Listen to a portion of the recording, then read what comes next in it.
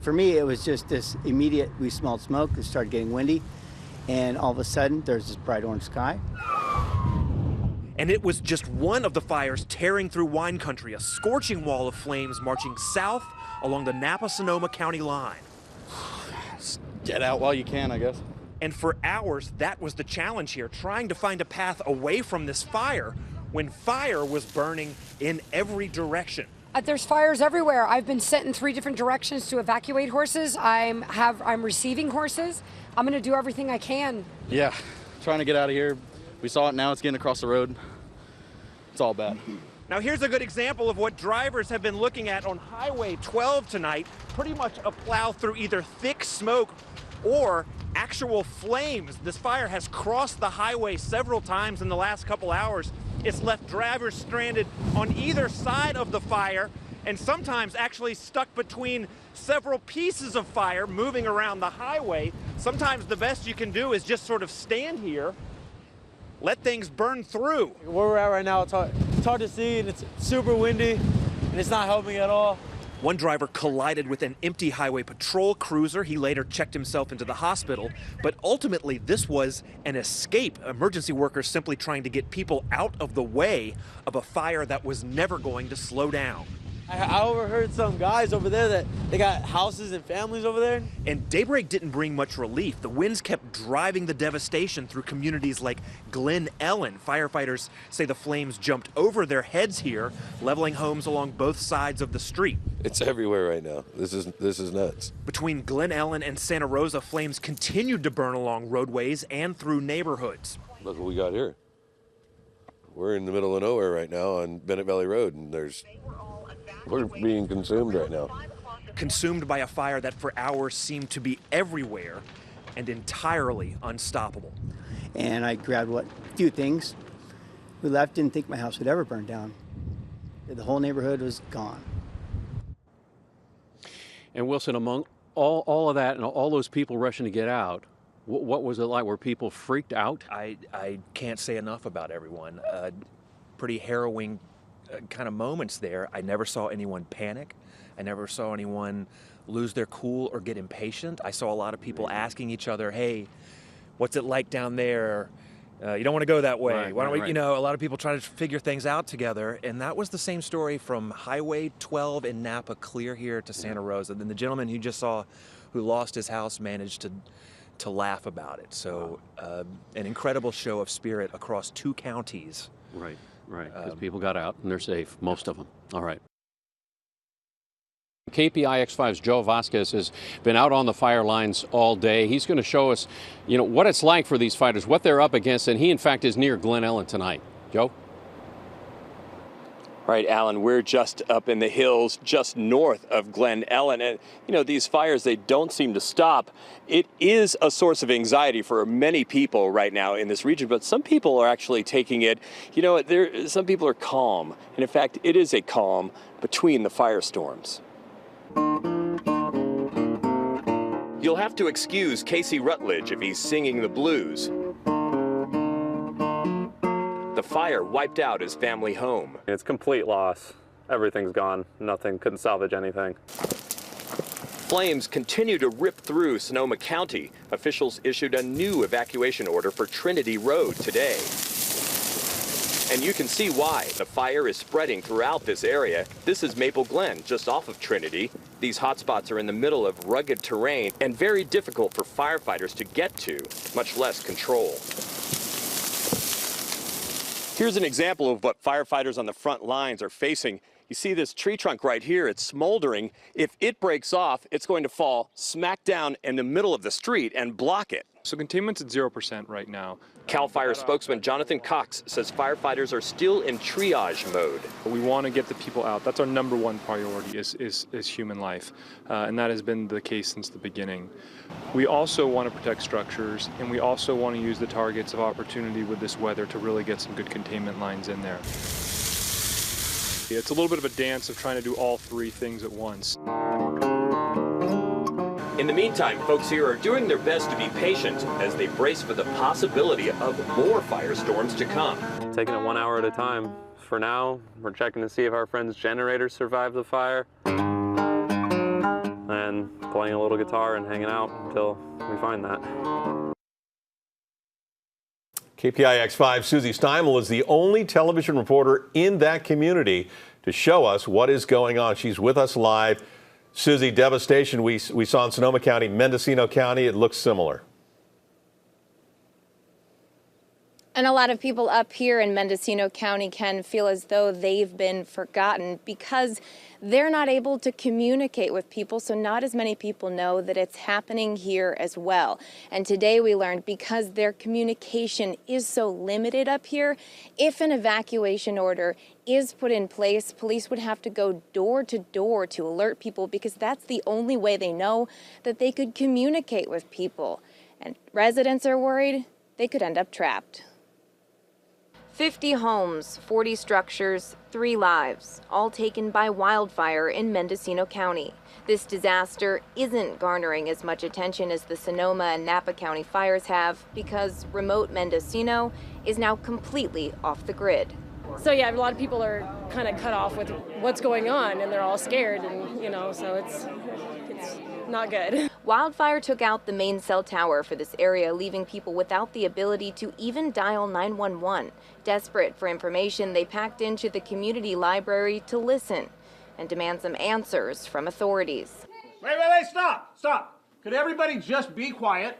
Right now, we're just pretty much cut from communications. Greg Federoff's family had to evacuate their home in Redwood Valley. That's the hardest hit area by this 21,000-acre fire that's still 0% contained. The flames were cresting on the ridge, and they could see the flames.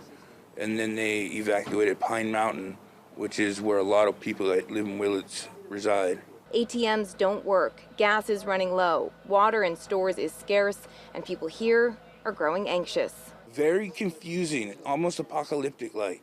Do you feel safe? At the moment, no. It's also easy looking at home after home like this that's been reduced to rubble to not exactly see the personal items left behind, but here you can pick some out. There's what's left of a bathtub. A little bit further forward, we can see what was once a computer modem, and in the corner of what was this home, some bindings that look like they may have gone to a family photo album. And we don't know who lived here, and authorities say it still isn't safe for them to come back. Live in Redwood Valley, Susie Steimel, KPIX5. As you mentioned, I want to introduce you to 2 sisters who have grown up here in Santa Rosa. One lost her home, her entire home. The other is a school teacher, and she's not sure if her classroom is still intact.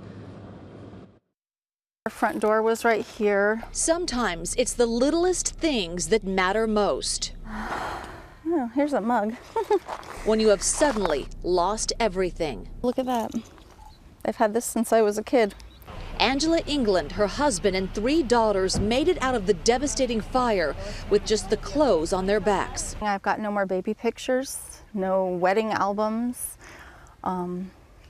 I mean, things are things. Her sister's family had to evacuate also. It was terrifying. It was terrifying. We grabbed our kids and the clothes on our back, and that was it. Tina teaches 4th grade and still doesn't know how her classroom is after fires spread through this Market Estate neighborhood. And when did you find out your sister had lost everything? Probably early the next morning. You are unbelievably strong. I'm trying.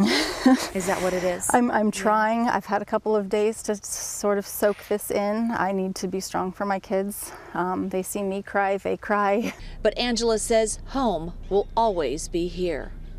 We're going to rebuild this house. We're going to move on. We're going to make more memories. This is not deterring me from moving back here at all. You want to come back to this very spot? Coming spot? back to 230 Pacific Heights, that is my address. This is home. That's home. And that's where we're going to stay. And back out here live, you can see this family here returning back home or to what's left of it. And in so many neighborhoods, there are still hot spots. So so many people are not even allowed to go back in to see what's left. Now, we do have a team of reporters covering the fires for you tonight. We're going to begin with Da Lin on the search for people who did not make it out. It's a very daunting task. Da? Very difficult indeed, Alan. I want to warn all the folks watching right now, the footage you're about to see, it's pretty disturbing and can be tough to watch. So the search and rescue teams were given known addresses of the missing people, and that's what they're doing right now. They're actually searching these known places in the Fountain Grove community right now. Earlier today, they recovered bone fragments of a missing person. This was the grim task for searchers and investigators. They appear to be scooping up what's left of a person into a body bag this afternoon. Search and rescue crews found the human remains in a bed. It appeared the person was either asleep or bedridden. It's just heartbreaking. It just happened so fast, and there's nothing you could do. The recovery happened at Journey's Inn Mobile Home Park. Searchers were specifically checking 2 known addresses of 2 missing people. They're still going through the home of the second person. Our high probability area will be a bedroom, so if we can identify the bedrooms first, we'll search those bedrooms, and then we'll work our way out towards the house. Crews went through every part of the targeted homes, even lifting up collapsed roofs. Cadaver dogs then went through the debris to sniff for human remains. Hundreds of people lived at this mobile home park. Many were seniors living by themselves. If we only have 2 deaths here, we'll be very fortunate, very thankful. These folks you see here actually lived at this house at one point before it was burned down. They're actually guiding these firefighters to help them search through what's left of the house right now. So again, search and rescue teams going to all the known addresses.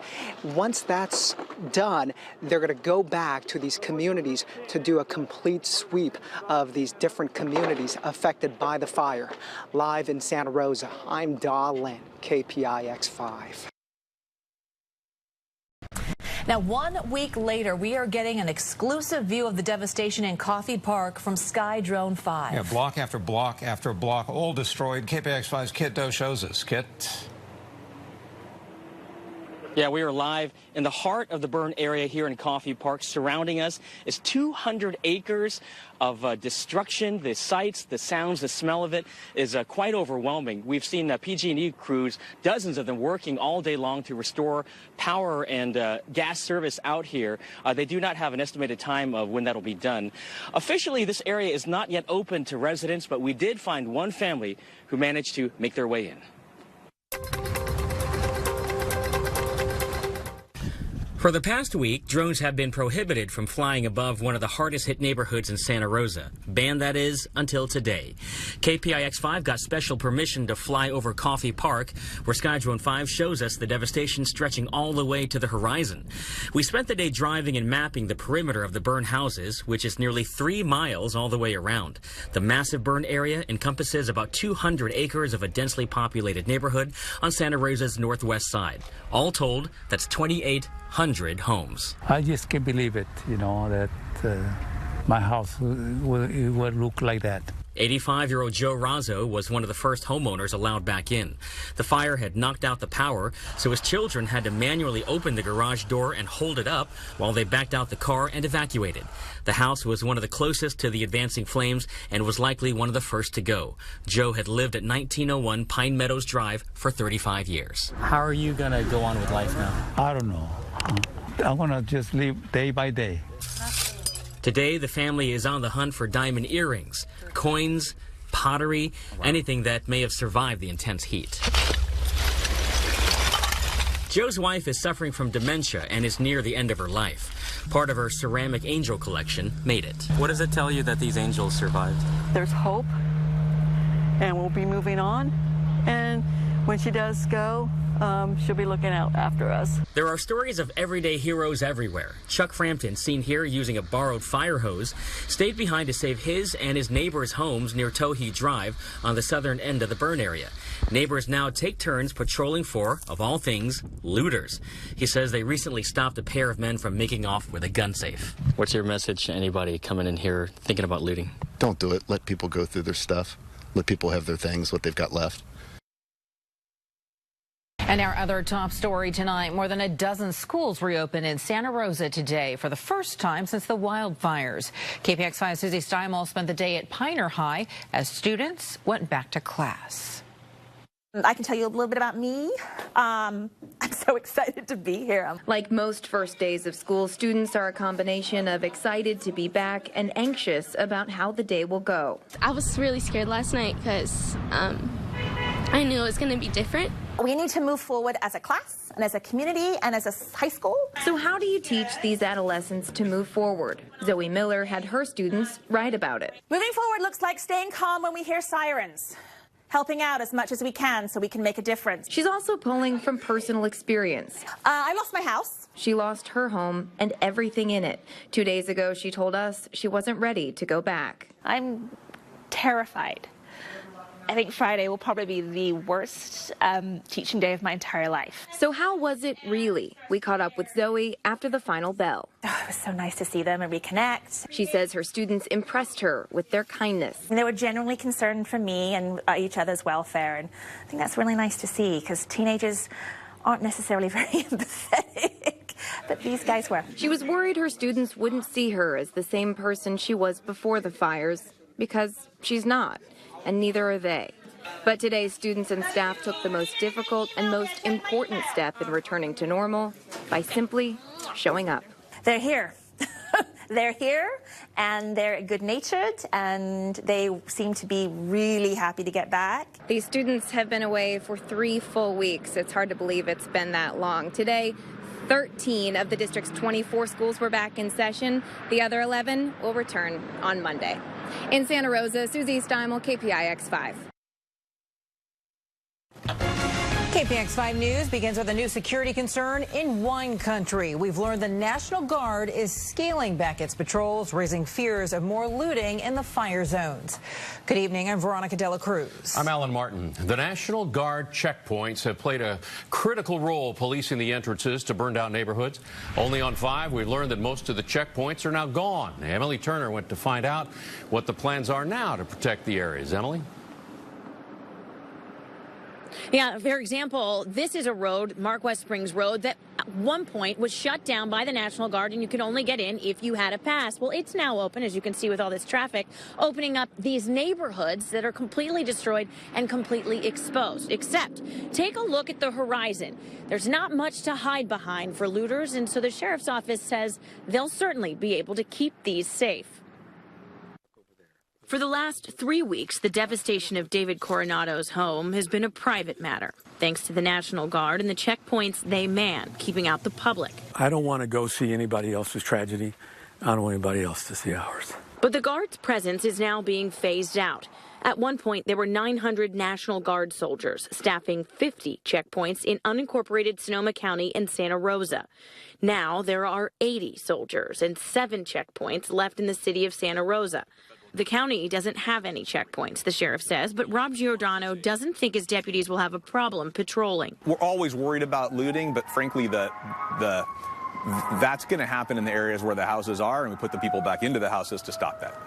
Got it. So, but it's really easy to drive around at night as a deputy sheriff and see people in an area where there's no people and stop them. So far, his deputies have arrested about 17 people he says were up to no good in areas closed to them. And the National Guard says they turn around at least one suspicious person a day from checkpoints. So what were you able to save out of the ashes? Nothing. Even though the lots are burned, it's still a crime to trespass on people's property. But it's not a crime to rubberneck. And the National Guard says they've had to turn around tourist buses already wanting to see the damage in areas with controlled access. I don't know why they'd want to come. There's nothing to see. I mean, this is destruction.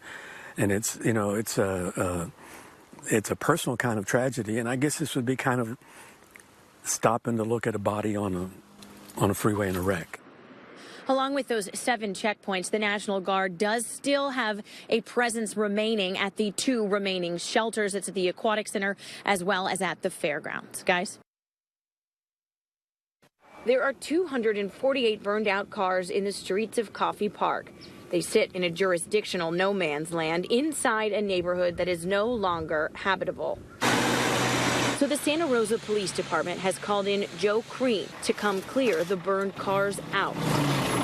There's no oils, there's no gasoline, there's no brake, nothing. The cars are completely burned. Everything is burned in them.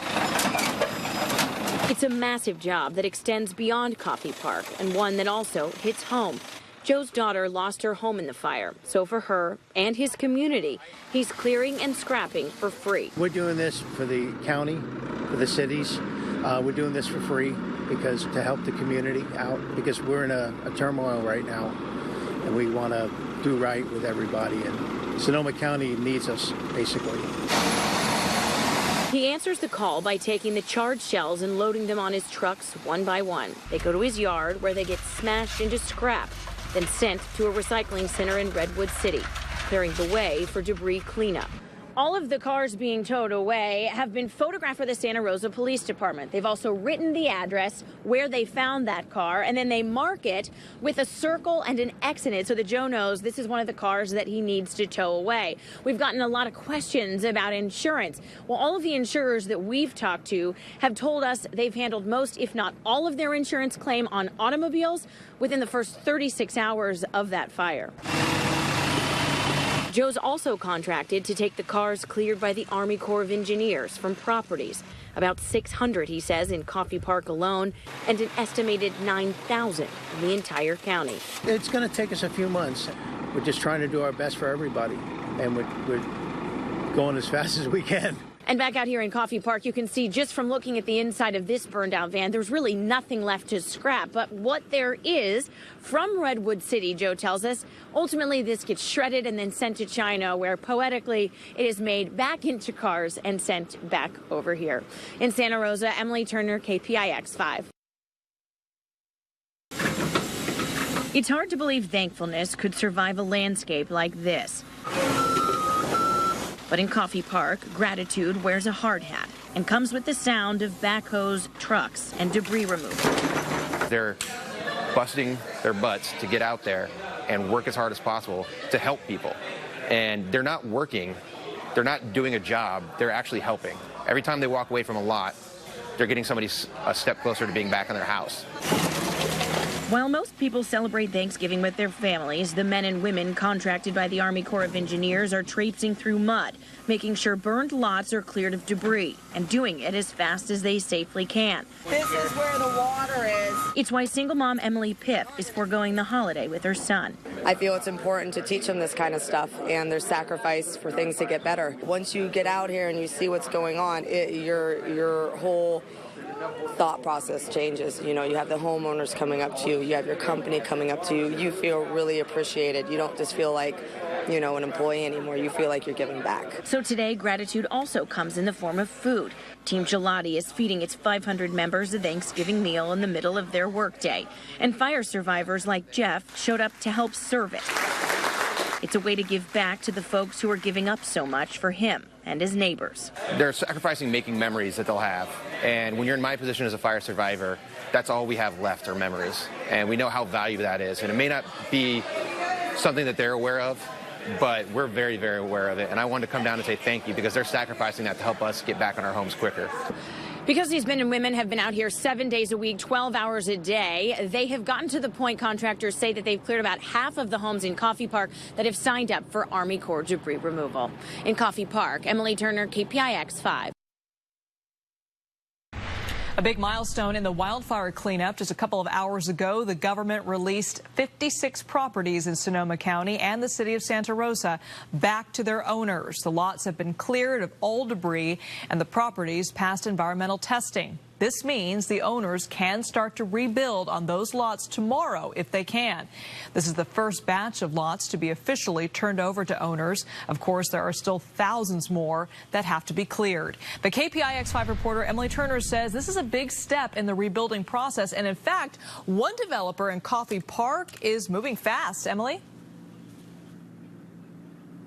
Exactly. When I say quickly, that they're moving quickly, we're talking in a matter of months. This builder says that he can get some homeowners back inside of a home, taking a lot like this, by the summertime. Boom, boom, signed it, and boom, boom, and here they are, you know, and they've already got it clear. He was an original homeowner in Coffey Park, and that home is exactly what he wants to see back on this newly cleared lot. We've been here 30-something years, or 30 years, yeah.